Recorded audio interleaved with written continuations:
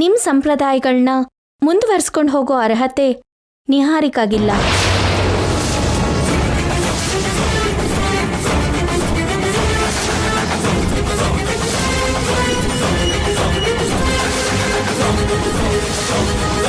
ಅದಕ್ಕೆ ನಿಹಾರಿಕಾ ನಿಮ್ಮ ದೇವ್ರ ಮನೆಯೊಳಗೆ ಕಾಲಿಡೋದಕ್ಕಾಗ್ಲಿಲ್ಲ.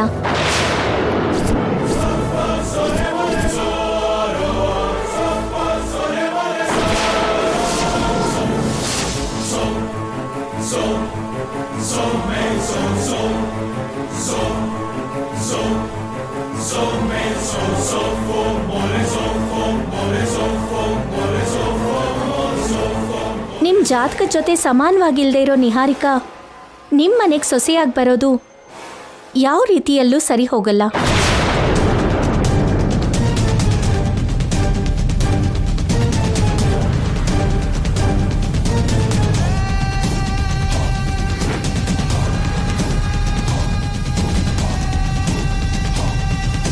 ಕೊನೆ ನಿಮಿಷದಲ್ಲಿ ನಿಮ್ಮ ಹತ್ರ ನಾನು ಇಂಥ ವಿಷಯ ಹೇಳಬೇಕಾಗಿ ಬರತ್ತೆ ಅಂತ ಅನ್ಕೊಂಡಿರ್ಲಿಲ್ಲ.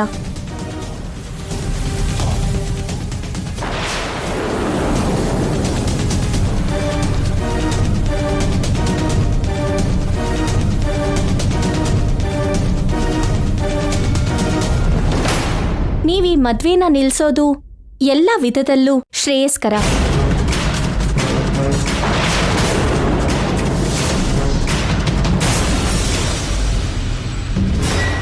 ಈ ಮದ್ವೆ ನಡೀತು ಅಂದ್ರೆ ನಿಮ್ಮಂಥ ಜಾತಕ ಹೊಂದಿರೋ ಸೊಸೆನ ತಂದ್ಕೊಳ್ಳೋ ಅವಕಾಶ ನಿಮ್ಗೆ ಇರೋದಿಲ್ಲ. ಸರ್ವೇ ಜನ ಸುಖಿನೋ ಭವಂತು. ಅಮ್ಮ ಅನ್ನಪೂರ್ಣ ದೇವಿ,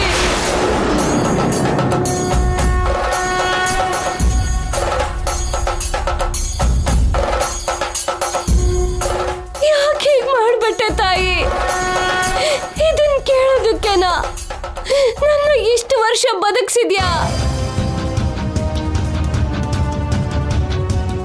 ಹೀಗೆ ಮಾಡೋದಕ್ಕ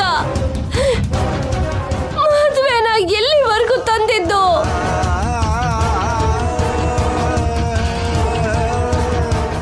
ಏನ್ರಿ, ಯಾಕ್ರಿ ಹೀಗೆಲ್ಲ ಆಗ್ತಿದೆ? ನನ್ನ ಕಣ್ಣು ಕನ್ಸಲ್ಲ, ಯಾಕ್ರಿ ಹೀಗಾಗೋಯ್ತು?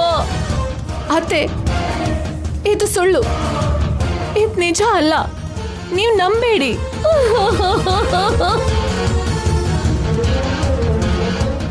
ಗುರುಗಳು ಎಲ್ಲೋ ತಪ್ಪಾಗಿ ನೋಡಿರೋ ಹಾಗಿದೆ. ಹೌದು ಬೀಗ್ರೆ, ಏನೋ ತಪ್ಪು ನಡೆದಿದೆ. ಇದನ್ನೇ ಮನಸ್ಸಲ್ಲಿ ಇಟ್ಕೊಂಡು ನೀವು ಯಾವ ನಿರ್ಧಾರನೂ ತಗೋಬೇಡಿ. ಕೈರೇಖೆ ನೋಡಿ ಜಾತಕ ಹೇಳೋದ್ರಲ್ಲಿ ಗುರುಗಳಿಗೆ ದೊಡ್ಡ ಹೆಸರಿದೆ. ಗುರುಗಳು ಹೇಳಿದ್ದು 100ಕ್ಕೆ 100 ಸತ್ಯ ಇದೆ. ನೀವು ತಪ್ಪು ಅನ್ನೋದ್ರಲ್ಲಿ ಅರ್ಥ ಇಲ್ಲ. ಅಂದ್ರೆ ಈಗ ಮದುವೆ ನಿಂತೋಗಿದೆ ಅಂತನಾ? ಅಷ್ಟೇ ಅಲ್ವಾ ಮತ್ತೆ. ಈ ನಿಹಾರಿಕಾ ಮೇಲೆ ನನಗೆ ಮೊದಲಿಂದಾನೂ ಅನುಮಾನನೇ ಇತ್ತು. ಅವನಿಗೆ ಸಂದೇಹ ಪಟ್ಟಿದ್ದಕ್ಕೆ ಈ ನಿಜ ಬಯಲಾಯ್ತು. ಇಲ್ಲ ಅಂದಿದ್ರೆ ಮದ್ವೆ ಆಗ ಹೋಗ್ತಿತ್ತು. ಈಗ ಏನ್ ಮಾಡ್ತೀಯ ಅಮ್ಮ? ಜಾತಕನೇ ಹೊಂದಾಣಿಕೆ ಆಗ್ತಿಲ್ಲ ಅಂದಮೇಲೆ ಮುಂದೆ ಹೆಜ್ಜೆ ಹೇಗಿಡ್ತಾಳೆ? ಇನ್ನು ನಮ್ಮ ಕುಟುಂಬಕ್ಕೆ ನಿಮ್ಮಂತ ಜಾತಕ ಹೊಂದಿರೋ ಸೊಸೆ ಬರಲ್ಲ ಅಂತ ಕ್ಲಿಯರ್ ಆಗಿ ಅರ್ಥ ಆಗ್ತಿದೆ. ಜಾತಕದಲ್ಲಿ ತಪ್ಪಿದ್ಯಾ? ಇಲ್ಲ ಅಂದ್ರೆ ತಪ್ಪಾದ ಜಾತಕನ ಮೊದಲಿಂದಾನೂ ನಂಬ್ಕೊಂಡು ಬರ್ತಾ ಇದ್ದೀರಾ? ಅದೇ ಆಗಿರತ್ತಕ್ಕ. ಹೇಳು ನಿಹಾರಿಕಾ, ಮೋಸ ನಡೆದಿದ್ಯಾ? ತಪ್ಪು ನಡೆದಿದ್ಯಾ?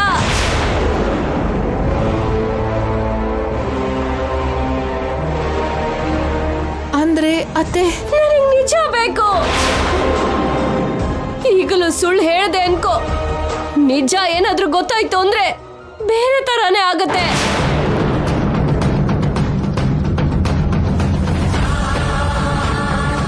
ಮೌನವಾಗಿದ್ದಾಳೆ ಅಂದ್ರೆ ನಿಹಾರಿಕಾ ಮೋಸ ಮಾಡಿದಾಳೆ ಅಂತಾನೆ ಅರ್ಥ.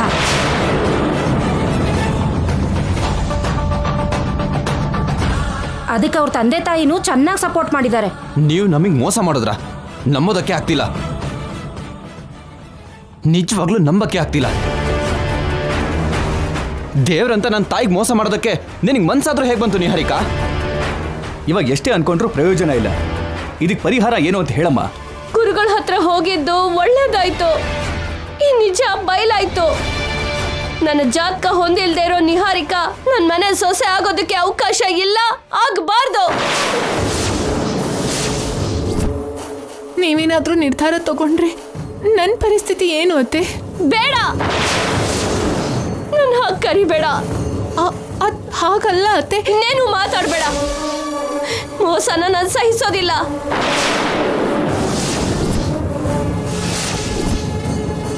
ಇನ್ನೂ ಮದುವೆ ನಡೀದೇ ಇರೋದ್ರಿಂದ ನಿನ್ನ ಪರಿಸ್ಥಿತಿಗೆ ಏನಾಗತ್ತೆ?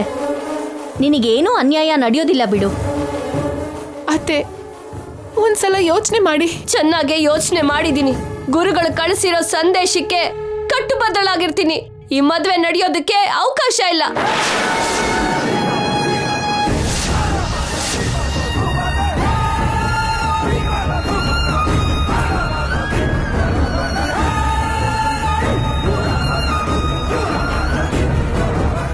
ಈ ಮದುವೆ ನಡಿಬಾರ್ದು ಅಷ್ಟೇ. ನನ್ನ ಮಾತೆ ಶಾಸನ. No no no. ನಿಹಾ, ಮಗಳೇ, ನೋ. ಏನಾಯ್ತು ನಿಹಾ? ಏನಾಯ್ತಮ್ಮ? ಯಾಕೆ ಕಿರ್ಚಿದೆ? ಏನ್ ನೆನ್ಪಕ್ಕೆ ಬಂತು? ಏನಮ್ಮ, ಏನಾದ್ರೂ ಕೆಟ್ಟ ಕನ್ಸಾ? ಹೌದು ಗೌತಮಿ, ಶುಭವಾಗ್ಲಿ ಅಂತ ಮದುವೆ ಮಾಡ್ಕೋತಿರೋ ಸಮಯದಲ್ಲಿ ಬೀಳ್ಬಾರ್ದು ಕನ್ಸ್ ಬಿತ್ತು. ಅಂದವಾದ ನನ್ನ ಊಹೆ ಎಲ್ಲ ಚತುರಿ ಹೋಗುವಂತ ಭಯಂಕರವಾದ ಕನಸು ಬಿತ್ತು. ನನ್ನ ಆನಂದನ ದೂರ ಮಾಡೋ ಕನಸು ಬಿತ್ತು. ಒಂದ್ ವೇಳೆ ಅದೇ ಏನಾದ್ರೂ ನಡೆದ್ರೆ ನಾನು ತಡ್ಕೊಳ್ಳಲ್ಲ. ಏನು ಊಹಿಸ್ಕೊಂಡೆ? ಮದ್ವೆನ ವೇದವತಿ ನಿಲ್ಲಿಸ್ದಾಗ ಕನಸು ಬಿತ್ತು. ಯಾವ ಕಾರಣದಿಂದ ನಿಲ್ಲಿಸ್ದಾಗ ಅನ್ನಿಸ್ತು? ಕುಲಗುರುಗಳಿಂದ ಇನ್ನೂ ಯಾವುದೇ ನ್ಯೂಸ್ ಬಂದಿಲ್ವಲ್ಲ ಅಂತ ನಾವು ಯೋಚಿಸ್ತಿದ್ವಿ ಅಲ್ಲ. ಹೌದು. ಕುಲಗುರುಗಳ ಶಿಷ್ಯನ ಹತ್ರ ಒಂದು ಲೆಟರ್ನ ಕಳಿಸ್ದ ಹಾಗೆ ಕಳಿಸಿರೋ ಸಂದೇಶದಲ್ಲಿ ಅಮ್ಮ ವೇದವತಿ, ನಿಹಾರಿಕಾದು ನೀವು ಕೇಳ್ಕೊಂಡಿರೋ ಜಾತಕ ಅಲ್ಲ, ನಿಮ್ಮ ಸಂಪ್ರದಾಯಗಳನ್ನ ಮುಂದುವರ್ಸ್ಕೊಂಡು ಹೋಗೋ ಅರ್ಹತೆ ಅವಳಿಗಿಲ್ಲ, ಯಾವ ರೀತಿನಲ್ಲೂ ಸೊಸೆಯಾಗಿ ನಿಮಗೆ ಸರಿ ಹೋಗಲ್ಲ, ಈ ಮದುವೆನ ನಿಲ್ಲಿಸೋದು ಎಲ್ಲ ರೀತಿನಲ್ಲೂ ಶ್ರೇಯಸ್ಕರ ಅಂತ ಬರ್ತಿರೋ ಹಾಗೆ. ಅದರಿಂದ ವೇದವತಿ ಈ ಮದುವೆ ನಡೆಯೋದಕ್ಕೆ ಅವಕಾಶ ಇಲ್ಲ ಅಂತ ತೀರ್ಪು ಕೊಟ್ಟ ಹಾಗೆ ಕನಸು ಬಿತ್ತು.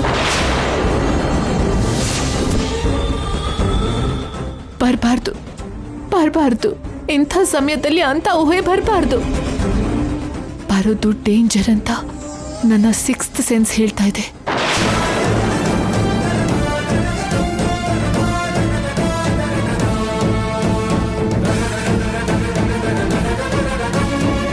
ಇಲ್ಲೇ ಇರಿ, ನಾನು 10 ನಿಮಿಷದಲ್ಲಿ ಬರ್ತೀನಿ. ಸರಿ ಸ್ವಾಮಿ.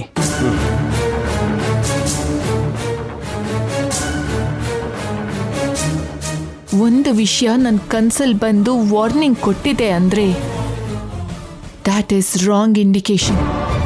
ಸೊ ನನ್ನ ಹುಷಾರಲ್ಲಿ ನಾನಿರಬೇಕು. ಇರ್ತೀನಿ.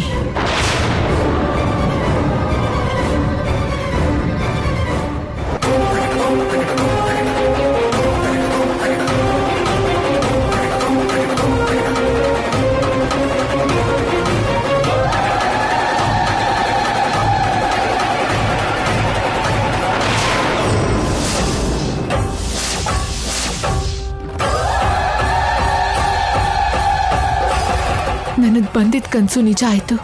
ಇದು ನಿಜವಾಗ್ಲೂ ಕನಸಲ್ಲ. ಅವನ ಕೈಯಲ್ಲಿ ಕವರ್ ಇದೆ. ಖಂಡಿತವಾಗಿ ಅದೇ ನ್ಯೂಸ್ ಆಗಿರುತ್ತೆ.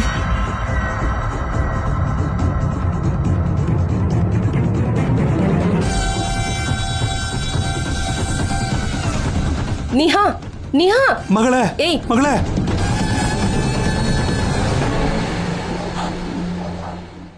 ಹಲೋ. ಹಾಂ, ನಾನು ಹೊರಗಡೆ ಬರ್ತಾ ಇದ್ದೀನಿ. ನೀನೆಲ್ಲಿದ್ಯಾ?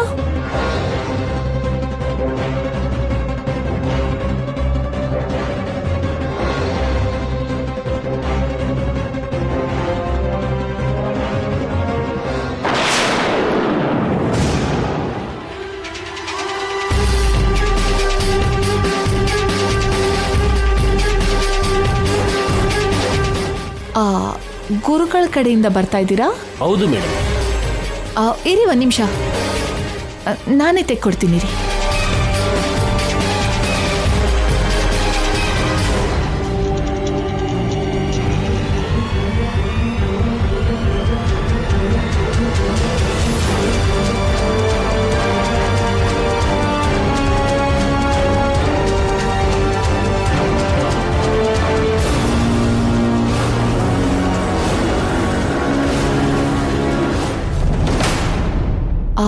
ಇದು ಯಾರಿಗೋಸ್ಕರ? ಇಲ್ಲಿ ಕೊಡಿ. ಮದುಮಗಳಾಗಿರೋ ನಿಮ್ಮ ಹಸ್ತರೇಖೆನ ಗುರುಗಳು ಪರಿಶೀಲಿಸಿ ಈ ಪತ್ರದಲ್ಲಿ ಏನೋ ಸಂದೇಶ ಬರೆದು ವೇದವತಿ ಅವರಿಗೆ ಮಾತ್ರನೇ ಸಿಗೋ ಹಾಗೆ ಕೊಡು ಅಂತ ಕಳಿಸಿದ್ದಾರೆ.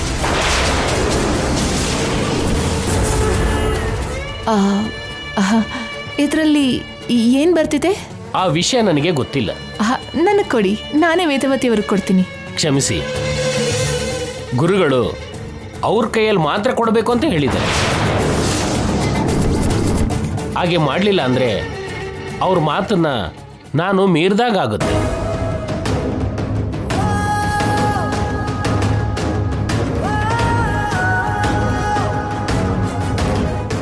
ನಿಹಾರಿಕಾ ರೂಮಿಂದ ಭಯದಲ್ಲಿ ಹೊರಗಡೆ ಯಾಕೆ ಬಂದ್ಲೋ, ಯಾಕೆ ಹೋದ್ಲೋ ಗೊತ್ತಾಗ್ತಿಲ್ಲ.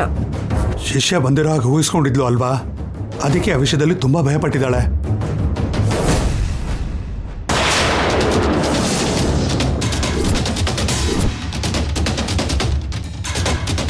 ನಿಜವಾಗ್ಲೂ ಬಂದರಿ? ಹಾಗಾದ್ರೆ ಮೇಲ್ನಿಂದ ಅವನನ್ನು ನೋಡಿನೇ ಬೈದಲ್ಲಿ ಬಂದಿರೋ ಹಾಗಿದೆ. ನಮಸ್ಕಾರ ಅಮ್ಮ. ನಮಸ್ಕಾರ ಸ್ವಾಮಿ. ನಮಸ್ಕಾರ ಸ್ವಾಮಿ. ಗುರುಗಳೇನಾದ್ರೂ ಹೇಳಿ ಕಳ್ಸದ್ರಾ? ಹೌದಮ್ಮ, ಇದರಲ್ಲಿದೆ. ನಿಮಗೆ ಕೊಡಕ್ಕೆ ಹೇಳಿದ್ರು.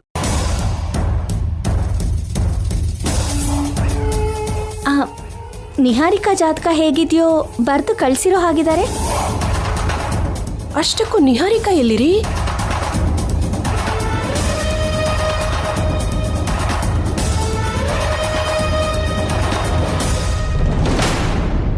ಗುರುಗಳು ಮೌನ ದೀಕ್ಷೆಯಲ್ಲಿದ್ದು ಇಷ್ಟು ತಡ ಆಯ್ತಲ್ವಾ?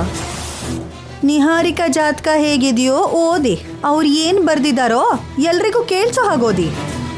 ನಿಹಾರಿಕಾ ಕೃಷ್ಣನ್ನು ಕರೆಯೋಣ. ನಿಹಾರಿಕಾ, ಕೃಷ್ಣ, ಸ್ವಲ್ಪ ಕೆಳಗೆ ಬರ್ತೀರಾ?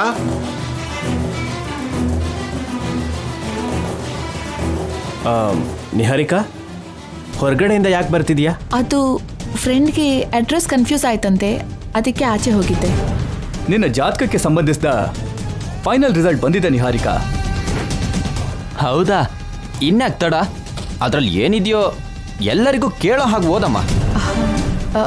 ಎಲ್ಲರ ಮುಂದೆ ಯಾಕೆ? ನಾವು ಫ್ಯಾಮಿಲಿ ಮೆಂಬರ್ಸ್ ಎಲ್ಲರೂ ಆ ಕಡೆ ಪಕ್ಕಕ್ಕೆ ಹೋಗಿ ಓದ್ಬೋದಲ್ವಾ ಅತ್ತೆ? ಕದ್ದು ಮುಚ್ಚಿ ವ್ಯವಹಾರ ಮಾಡೋದು ಯಾಕೆ? ಇದು ಎಲ್ರಿಗೂ ಗೊತ್ತಾಗ್ಬೇಕಾಗಿರೋ ವಿಷಯ ಅಲ್ವಾ?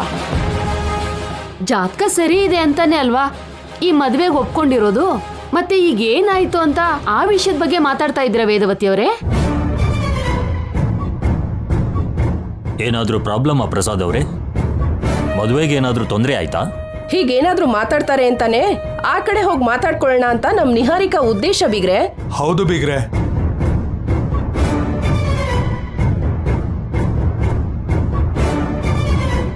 ಯಾಕೆ ಬಿಗ್ರೆ, ಯಾಕಷ್ಟೊಂದು ಟೆನ್ಷನ್ ಮಾಡ್ಕೋತಾ ಇದ್ದೀರಾ ನೀವು?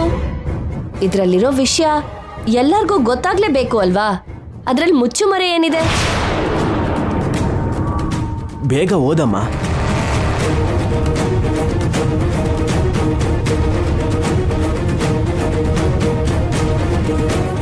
ಅಮ್ಮ ಅನ್ನಪೂರ್ಣಾದೇವಿ, ಚಿಕ್ಕ ಚಿಕ್ಕ ವಿಷಯಗಳಲ್ಲಿ ಅನ್ಕೊಂಡಿರೋದಕ್ಕೂ ನಡೆದಿರೋದಕ್ಕೂ ವ್ಯತ್ಯಾಸ ಇರಬಹುದು.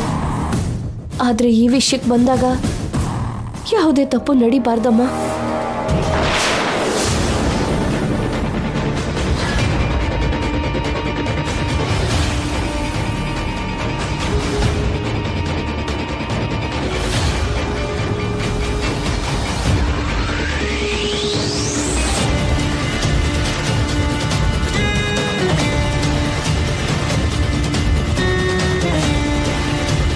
ಭಗವಂತ, ಎಲ್ಲರ ಕ್ಷೇಮದ ಬಗ್ಗೆ ಯೋಚನೆ ಮಾಡೋ ವೇದವತಿ 100 ವರ್ಷ ಕ್ಷೇಮವಾಗಿರ್ಬೇಕು ಅಂದ್ರೆ ಆ ಪತ್ರದಲ್ಲಿ ಸಂತೋಷವಾದ ಸುದ್ದಿ ಇರಬೇಕು.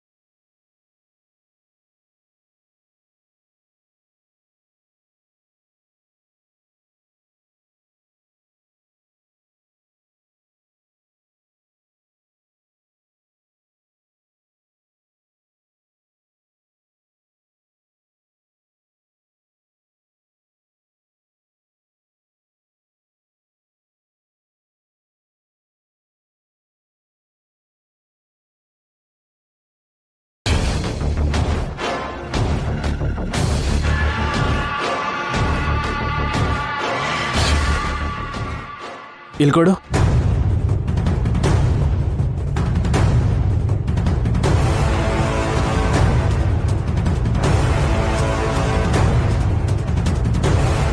ವೇದಾವತಿಯವರಿಗೆ, ಪ್ರಸಾದ್ ರಾವ್ ಅವರಿಗೆ, ಕುಲಗುರುಗಳಾದ ಕುಲಕರ್ಣಿ ಸ್ವಾಮಿಯವರಿಂದ ಶುಭವಾರ್ತೆ.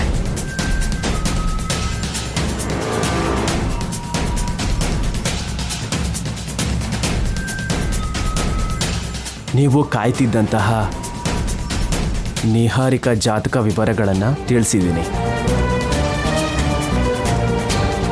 ನಿಹಾರಿಕಾ ಹಸ್ತರೇಖೆನ ಸೂಕ್ಷ್ಮವಾಗಿ ಪರಿಶೀಲಿಸಿದ್ದೀನಿ. ಜಾತಕದಲ್ಲಿ ಯಾವುದೇ ದೋಷ, ತಪ್ಪು, ಗಂಡಾಂತರನೂ ಇಲ್ಲ. ನಿಹಾರಿಕಾದು ಅಚ್ಚು ವೇದಾವತಿ ಜಾತಕನೇ.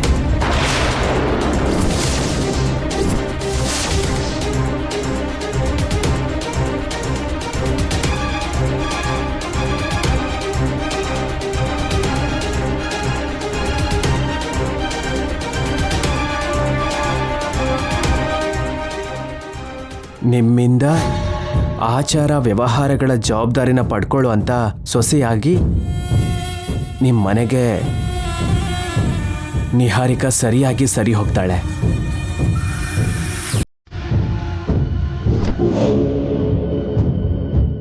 ಇನ್ನು ನೀವು ನಿಶ್ಚಿಂತೆಯಾಗಿ ನಿಮ್ಮ ಮಗನ ಜೊತೆ ಮದುವೆನ ಮಾಡ್ಬೋದು.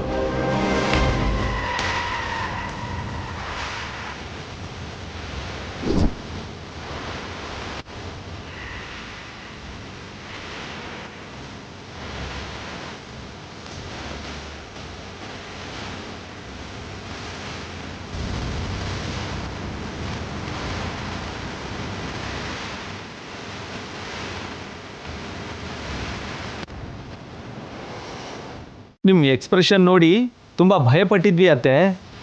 ನನಗಂತೂ ಗುಂಡಿಗೆನೆ ನಿಂತೋಗೋ ಹಾಗಿತ್ತು. ಅವರು ಕರೆಕ್ಟಾಗಿ ಬರ್ತಿದ್ದಾರಾ ಅಥವಾ ಏನಾದರೂ ತಪ್ಪಾಯ್ತಾ?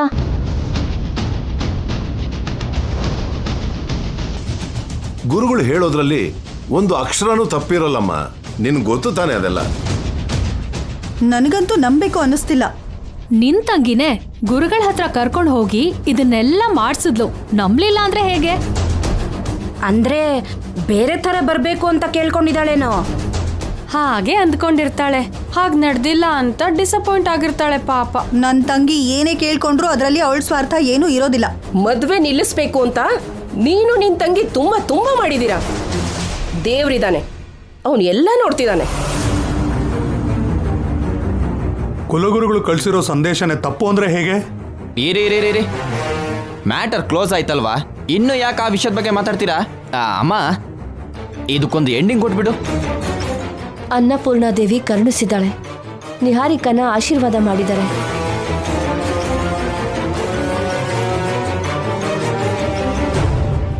ಅವನಿ, ನಂದು ನಿಹಾರಿಕಾದು ಒಂದೇ ಥರ ಜಾತಕ ಅಂತ ನಿನ್ನ ಅನುಮಾನ ತೀರ್ತಲ್ವಾ? ಇನ್ಯಾವತ್ತೂ ನನ್ನ ಬಗ್ಗೆ ಅನುಮಾನ ಪಡಬೇಡ ಅವನಿ. ದೊಡ್ಡ ಭಾರ ಇಳೀತು. ಇನ್ನು ಮದುವೆ ಮುಗಿಯೋವರೆಗೂ ಇನ್ಯಾರು ಯಾವ ರೀತಿ ಅಡಚಣೆ ಮಾಡೋಕ್ಕೂ ಪ್ರಯತ್ನ ಮಾಡಬೇಡಿ. ಇನ್ನು ಈ ಮದುವೆ ನಾವು ಸಂತೋಷವಾಗಿ ಮುಗಿಸೋಣಂತೆ. ವಧುವರನ್ನ ಮಂಟಪಕ್ಕೆ ಕರ್ಕೊಬನ್ನಿ. ಮುಹೂರ್ತಕ್ಕಿನ್ನೇನು ಸಮಯ ಬಂದಿದೆ. ಗುರುಗಳಿಗೆ ನಮ್ಮ ಕೃತಜ್ಞತೆಯನ್ನು ತಿಳಿಸಿ.